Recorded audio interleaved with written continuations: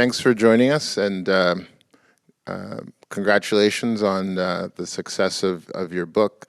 I thought maybe we could start with the book itself, and perhaps you could share a little bit about the inspiration behind writing it. So I think with How to Be an Anti-Racist, my previous book was stamped from the beginning, this history of racist ideas, anti-Black racist ideas. And very early on in writing that book, I decided that I wanted to make sure that I was also showing that there were ideas that were challenging these racist ideas over time.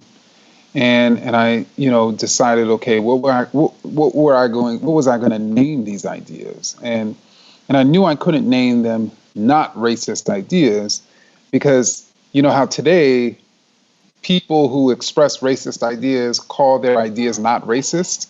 That's pretty much always been the case. So I knew I couldn't use the term not racist, and I ended up using the term anti-racist to really contrast with racist ideas. And so then when I went about speaking for Stamped from the beginning, I would always urge people to really unlearn their racist ideas and adopt more anti-racist ideas. And the more I urged people to be anti-racist, the more people were like, what are you talking about? Like, I was taught to be not racist. What does it mean to be anti-racist? How can I be an anti-racist? And the more they asked me that, the more I realized I needed to write this book. I see. And so, what's for those who've read it? What are some common responses to the book? What do people say in terms of what it's shown them or taught them? So the beauty about it is I've found that you've had many people who did not realize how many sort of racist ideas that they had, how all of the different ways in which they were not being anti-racist, and even the co-conception of being anti-racist was just new to so many people. And I think what I've gathered from people's feedback is that they've been taught to not be something their whole lives without necessarily knowing what they were actually being, or what they should have been striving to be. And so I think for many people, for me to sort of lay out, well, how does an anti-racist think about power and biology, ethnicity and culture and behavior and gender and sexual orientation, and what does success look like? For me to sort of lay it out for folks, it really gave them an affirmative sort of conception and way of being in the world that was clear to them, that they were really saying that they're seeking to strive to adopt. So you're really, my understanding of it is that you're really pushing people into a very clear choice. You're either a racist and you engage in racist ideas and you act on them, or you're an anti-racist, urging people to action. For the purposes of folks looking at this interview, could you highlight an example of someone moving from I'm a racist to I'm now an anti-racist? Sure. So let's say during the COVID-19 epidemic that we're still in, and by mid-April, more and more Americans had learned that there were these pretty sizable racial disparities.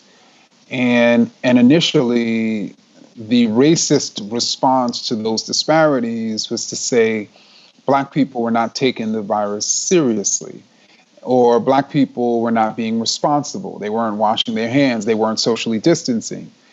In other words, blaming the victims. In other words, saying that white people are being more responsible than Black people. That in other words, saying that white people are socially distancing more than Latinx people.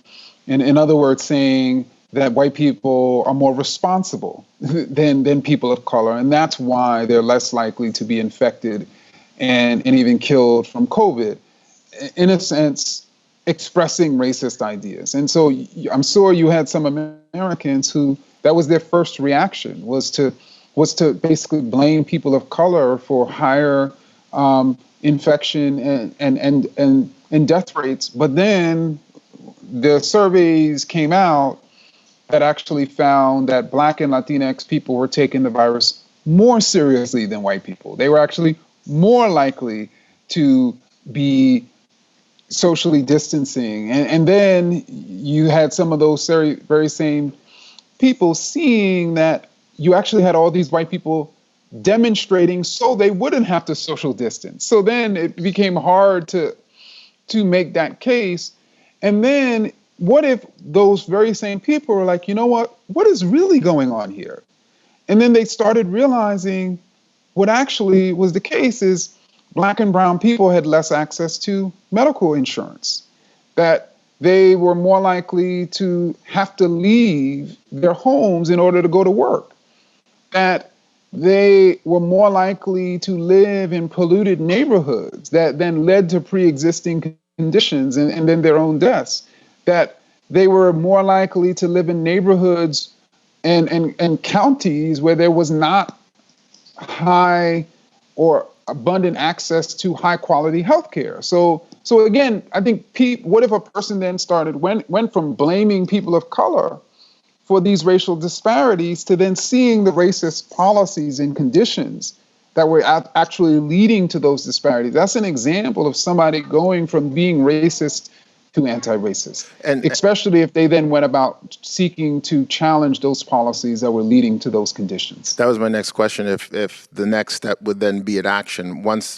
they have the realization and the awareness, are you suggesting that the next thing is to act, to actually do something about it?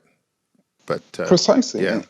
And that's the whole reason why if you see that the problem is policy as opposed to people, the whole reason why it's important for you to see that is so you can act on that policy, so you can act on that power. Right. We had a discussion earlier today where we talked about allyship and whether it was the responsibility of Black people to be educating white people about, challenging racism or getting involved in protests. So I'm curious about your readership or the audience for this book. Maybe I can ask it in two parts. Have you seen that white people are particularly interested in this book? Is that the primary audience? People who don't have lived experience are gravitating to this book as a kind of window into Black experiences? That's part one. And then part two, I'm curious to know what Black readers have had to say about this book, because I imagine they'll see a how-to book very differently. So what's been striking is that there have been many different sort of responses to the book. I should state first and foremost that when I write books or even I speak on race and racism, if I am speaking to a mixed audience, in other words, they're people of all races, I don't think it is right to center the white people in the room and only speak to them and act like there aren't people of color there. And I feel like that just happens too often. And now, obviously, if I'm speaking in a room that's all white, then I think it's critical for my message to be specifically towards targeting really those white people, just like when I'm in a room that's all Black or almost all Black. I tailor the message towards Black people. So when I'm thinking of who the audience is, I mean, this is a diverse nation. There are many different racial groups, and I wanted a Black reader to be able to read How to Be an Anti-Racist and gain something from it, just as I wanted a Latinx reader or an Asian reader or a white reader, or a Native reader. Because I don't think white people are not the only people who are trafficking in anti-Blackness. And obviously, really, the book itself is rooted in, and through largely sort of I primarily study anti-Black racism, and it's, I share my personal story, which was largely a story interrogating anti-Black racism or even anti-Blackness, and it was certainly something that I think everyone can gain from it. And so what Black folks have told me is that they could relate to some of the stories that I was telling. They could relate to some of the ideas, anti-Black ideas that I had. They could relate to some of the revelations that I was able to have myself. And then you had white people who say things I had no idea that this was happening, or that people were thinking this way. Or I've had also white people say, you know what, I didn't realize I had assimilationist ideas. I thought because I didn't have segregationist ideas that I was, quote, not racist. I'm finally realizing how to suggest there's something culturally or behaviorally wrong with Black people is racist too. Has the success of the book you're on the New York Times right now. I can't remember what number. I think 2 of your books are on there. What's it been like? Has it overwhelmed you? I'm just wondering about the impact of you as, just a person. You're a professor, your father, a husband. What's it been like, this sudden surge of interest in your work? It has been, obviously it's been rewarding on some level. I mean, you write books, at least I write books for people to read them, for people to be transformed by them, for people to use them to transform society. And so to see people reading and hopefully transforming themselves and using it to transform society is extremely rewarding. Obviously, it's been very intense.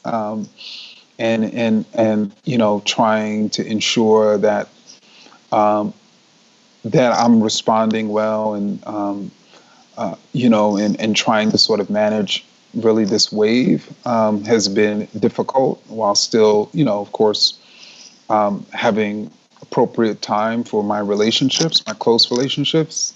Certainly, it's been difficult, but I've just been waking up each day and going to sleep each day and trying to do the work.